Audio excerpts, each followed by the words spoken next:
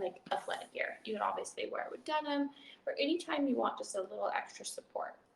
Now, camel toe or frontal rise isn't a bad thing. That's another reason I love JIV.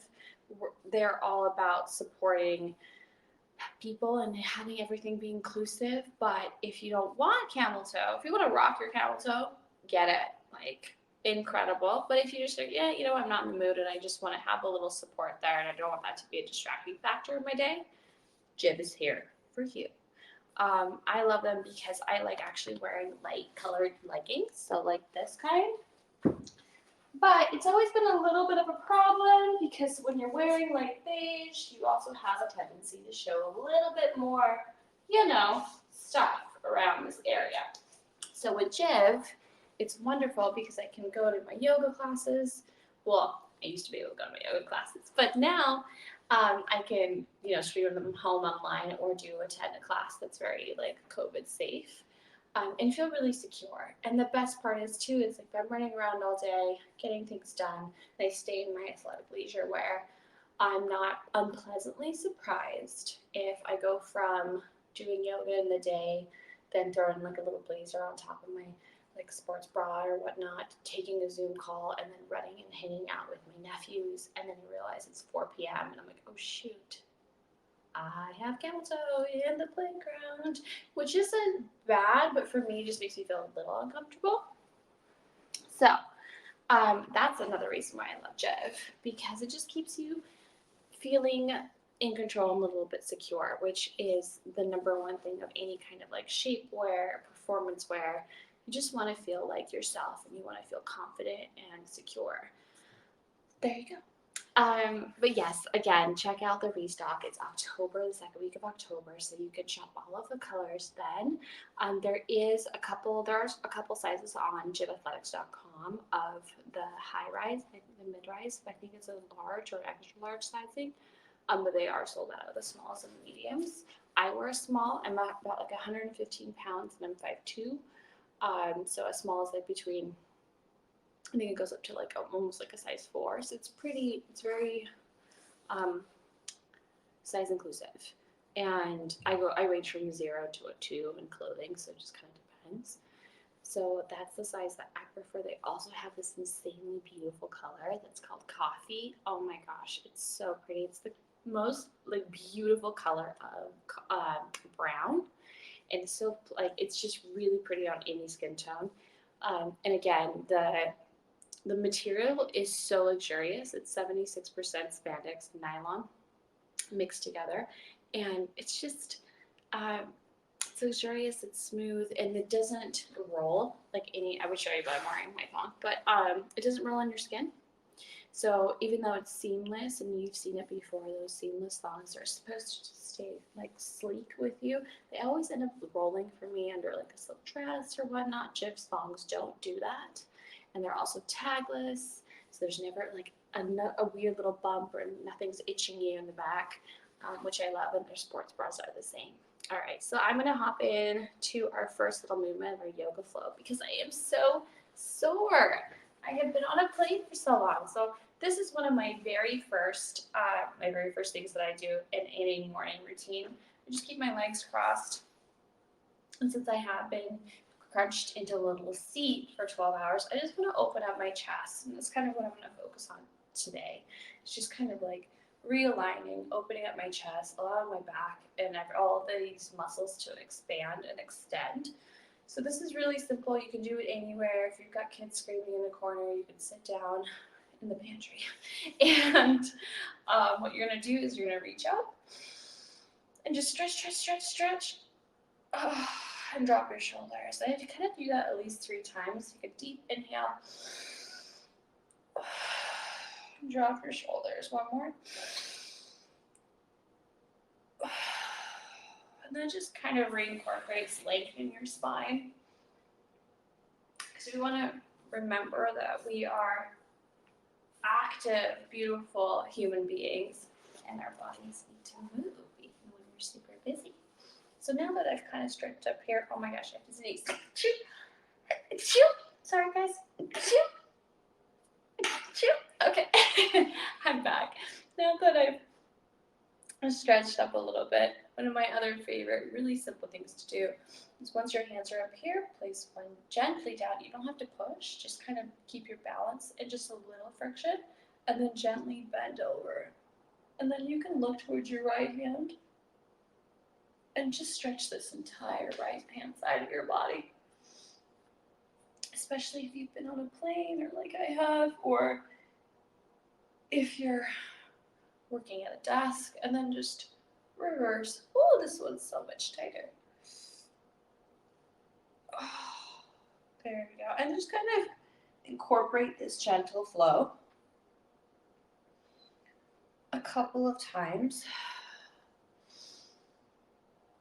Don't forget to breathe. Oh, and I want you to pay attention to your back so you're not like slouched over. Try to incorporate that straight on alignment with your spine. So all of this is being elongated. So it's a really easy way to kind of include a little bit of movement. Even if you only have 3 minutes and not a lot of space. And since we're already sitting here, raise your arms up and a really easy gentle twist on your spine. You're going to put your right hand on your knee, your left hand back here, and you're just going to twist just a little bit. I'll turn around so you guys can see that as well. Knee and twist. And this is important because we are always hunched over and we're focused so inward. But I just want to give myself that counterbalance. And if you feel up to it, you can look over your left shoulder and really just get that extra stretch. And gently come to center. And I'm going to do the same thing on the left. And this is something I've just started incorporating. I am notorious for crossing my legs in the same way every single time. So I'm like consciously trying to force myself to switch my leg location. So not just crossing it this way, just to switch it up on my body. And it stretches out my hips a little bit more. So hands up, left hand on the knee, right hand back. And breathe. Whew. We all have a dominant side, and my right side tends to be the one that I use more because I'm right-handed, but it's also the stronger side.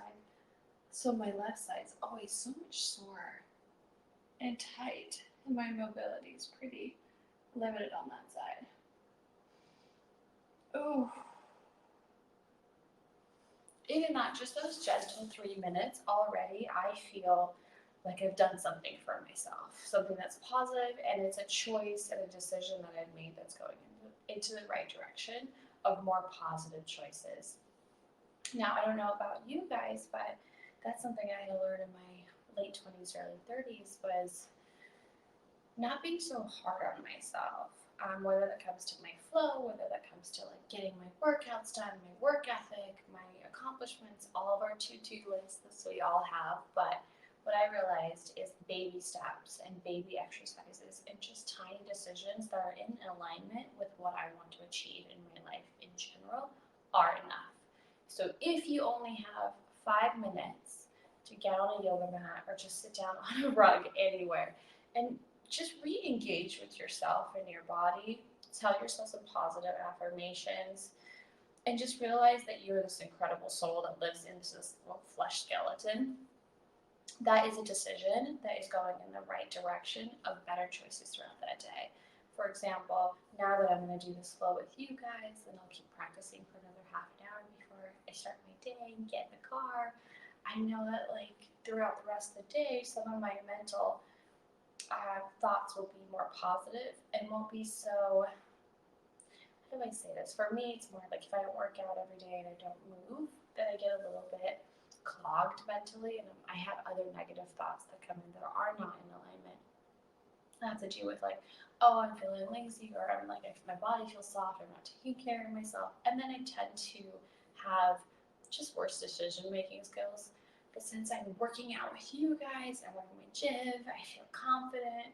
I'm gonna go out into the day, even if I stretch for 15 minutes, feeling like I love me. And I took 15 minutes to myself, and that really is enough. I think the whole concept of carving out an hour or 2 hours to work out every day is incredible. And if you can do it, wow. I can't. I can usually carve out like 45 minutes a day, if that. So if you can do 10 minutes today and an hour tomorrow, that's wonderful. And 1% change every day is 100% change in 100 days. So keep flowing. Don't feel all of the pressure to be like on top of it and totally scheduled all the time, because that pressure actually just creates more stress, more anxiety. It can lead to like sad decision-making skills and more, I feel like it's more handicapping than anything. That's my PSA announcement. Okay, now that we've kind of stretched a little bit back and forth and are feeling a little bit more in alignment, maybe it's time to do some cat-cows. Cat-cows are pretty simple. You guys have seen it hopefully all over, because yoga culture is so huge now. So you just want to make sure that your knees are over your hips and that your shoulders are over your wrists. And then instead of having your hands like directly like this, your palms, I would twist them out a little bit like that, so your thumbs are more pointed to the front of your yoga mat. And what that does is it just releases some of the pressure in your wrists, because we do not want an ailment there. All right, and then keep your core engaged. It's really easy, just kind of like dump your belly like that. And what that does, it doesn't support your lower back. We want all of this to be supported and open.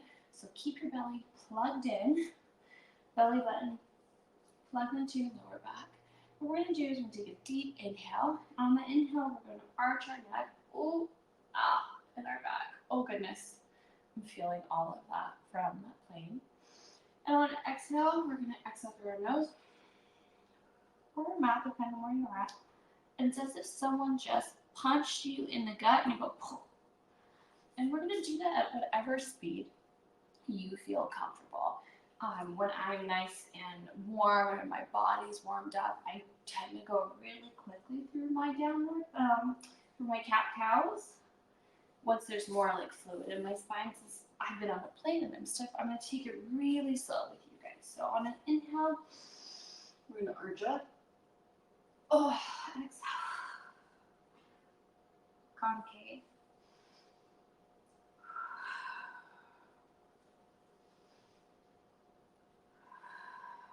I love this exercise because it's simple, it's very effective, and it connects our breath to our bodies. Because so many of us go through our day without actually breathing.